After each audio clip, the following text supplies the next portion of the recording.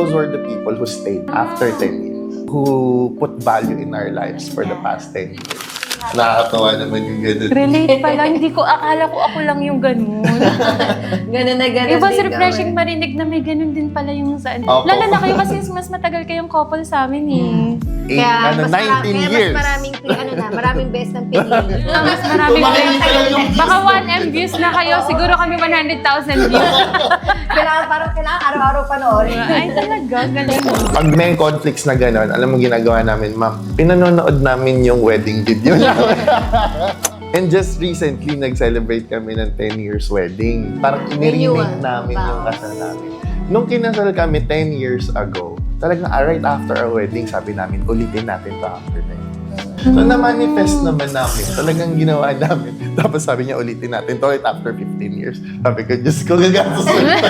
25th Saan anniversary. yan nakapost? Hindi ko pa yan nakikita. Ay, Sa Facebook namin. Para ma-inspire siya. Naman ang parang naging motivation namin bakit gusto namin ulitin. Number one, yung dad ko hindi naka-attend ng kasal ko 10 years ago. Relate. Nasa ibang bansa siya. Relate. Nag-work. So ngayon, nandun na siya.